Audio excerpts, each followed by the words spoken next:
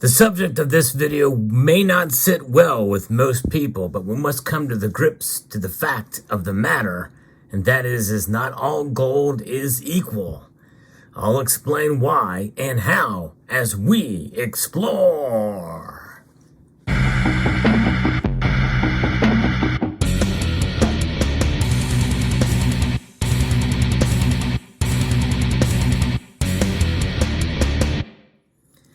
I want to preface this video by saying that all gold is created equal, but in the end, how it's created and what is stamped on it and the purity of it does not make all gold equal when it's said and done. And I know this from experience on both sides, both buying and selling.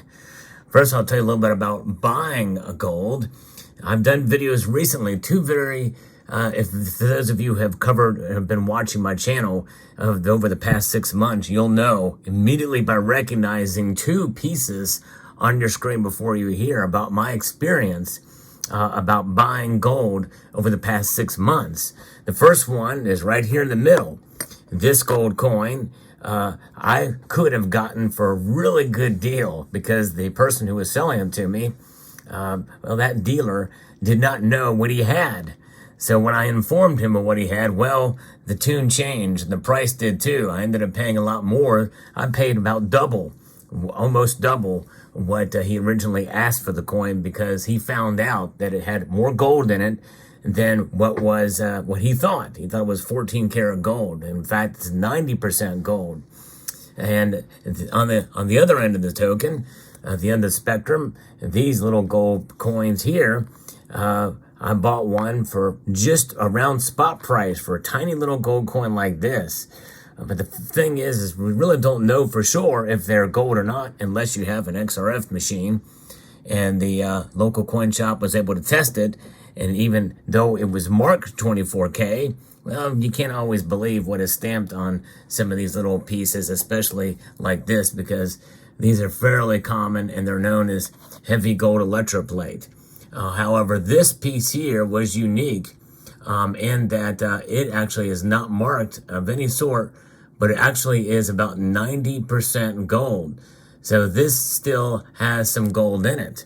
Then you have other pieces here that have not done videos about how I got them, but this is an example of a coin, or actually this is not a coin, this is a medallion. This is an official United States Mint medallion that's 90% gold. Of course, this one has seen better days, a little scuffy, and it just is not the most attractive. But nonetheless, this piece here, these are the American Art Series and the American Commemorative Series from the United States Mint that started in 1980 after gold became legal for citizens to own. It was the first gold program that was made available to American citizens to own gold.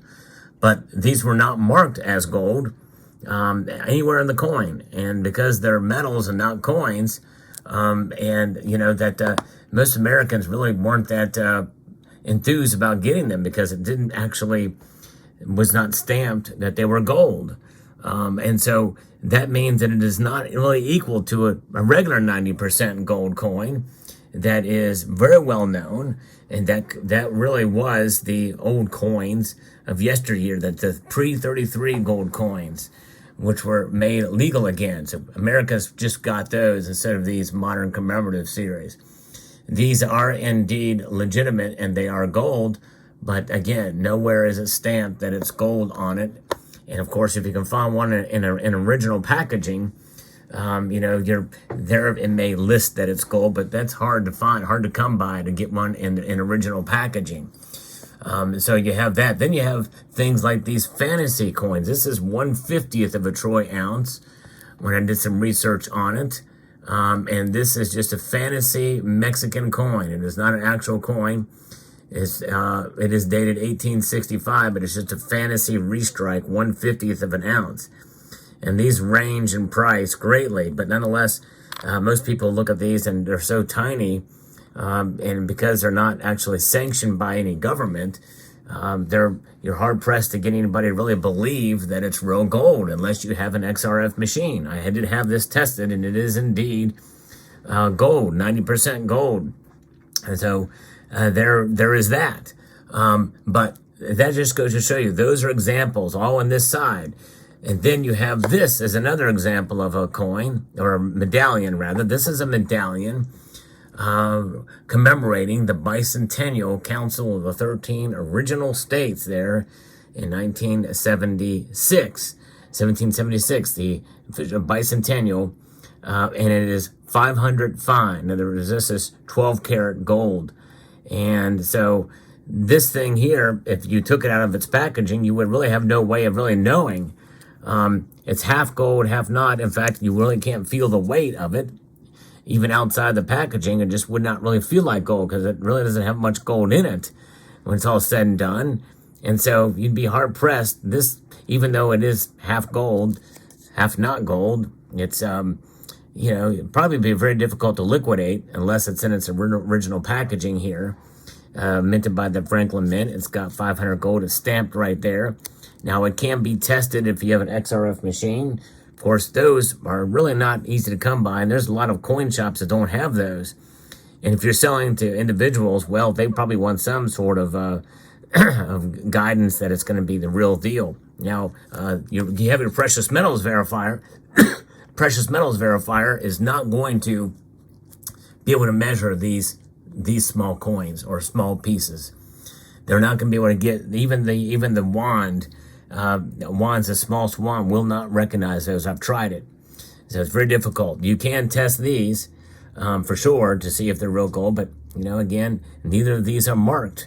Both of these are official U.S. Mint products, by the way. And so this actually was probably the first time that they made collectible coins, and this was a collectible medallion, not coin. I keep saying coin.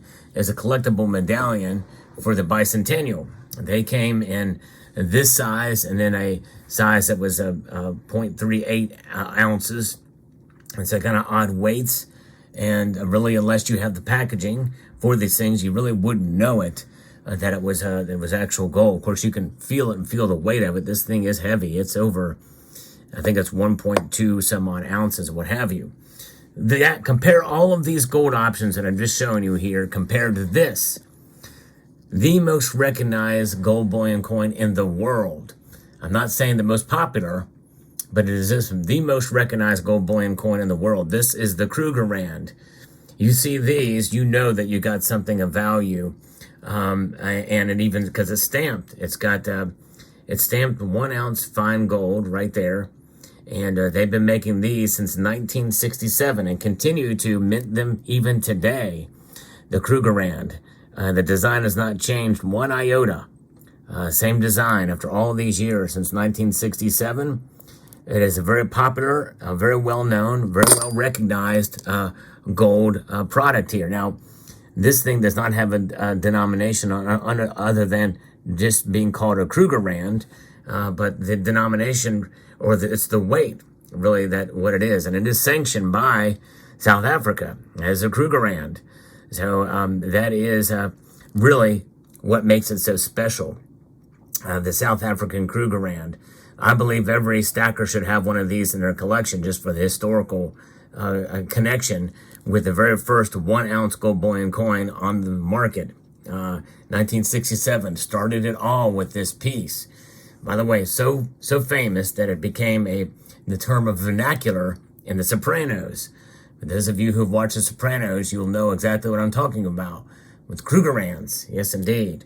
So there it is. And so not all gold is equal. It's created equal, but it's not treated equally, and rightfully so, because of the nature of what these pieces represent and how they are stamped, and unless you really know what you have, and the buyer knows what you have if you're going to sell them, only then will you be able to really liquidate them. But all of these pieces here, much tougher to liquidate.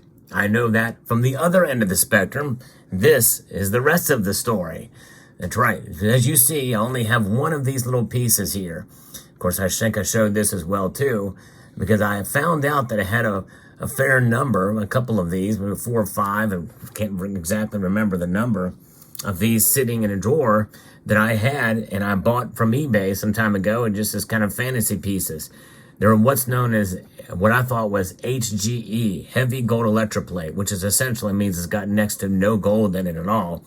There's really nothing heavy about the electroplating, by the way. It's just a term to make you think it's got a nice strong coat of gold over it, but really they're worth nothing. And I got a several grouping of those, and I come to find out after looking at them, because they're so tiny, several of them were marked 24K. And so I took them to my local coin shop, and including the one that I bought from them, by the way. And I told you in that other video that I was going to think about maybe taking them back and selling them back to the local coin shop, or trading them to see if they would trade me for more recognizable gold. Well, to my shock and surprise, they tested them all, and they came all back as 24 karat. But they were not thrilled about the process, or about what I was asking them to do, because they had them, and they had others. By the way, I only bought one from them. They had sold off the others, and I was actually surprised they were able to sell the others off. But they didn't want to buy them back. They said they sold them to get rid of them because they didn't want them in their shop. Why? Because of the same reason why I mentioned before. They're not very liquid. People would have doubts about them. Not only that, but if you sneeze, you can potentially lose it. It's so small. Even though they're 24 karat gold, they're paper thin, and it's just not a good way to have gold, to store gold. They're just so tiny, it can be very easily lost, especially if you have carpet and that type of thing. So I decided to try to sell it back to them. So what I did is I took them and I traded them even. I think there was like 3 or 4 of them. I think it was 3 of them actually. And I traded them for this. 1 gram even. 1 gram of pure gold Pam Suisse in the assay card. Yeah, that's right. And at a big assay card like this, well, this kicks assay because this is the size of a credit card. Less likely to lose this. And I've got myself some premium gold in this form in 1 gram. And so that is what I decided to do, and they did it, and they said they're going to take those things that I traded for this gram gold bar, and they're going to send them to the smelter. So they will be melted down. So I feel very pleased to be able to do this, to realize, because this gold certainly carries a lot more weight to it, even though it was about the same weight as the other pieces that I traded for it. It is just much more valid, much more of a type of gold to have in your stack that is going to be easily liquidated if I needed to do so. So I hope this makes sense, and it's a fairly controversial topic. There's no question about that, because a lot of people think, well, gold is gold. Yes, if you can convince somebody that it is indeed gold, and they have the proper facilities to test them. Otherwise, you're basing it merely on faith. And we gotta be able to trust but verify. And any local coin shop will tell you the same thing. I was actually pleasantly surprised that they would be willing to make that trade, but they did, and it did not cost me a single cent out of my pocket in order to do that. So I feel like I came out with ahead because I had recognizable gold in that gram gold bar there.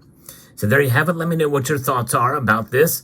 I'd like to extend a multitude of gratitude to each and every one of you for taking the time to watch, and to encourage you to please rate, share, comment, and subscribe.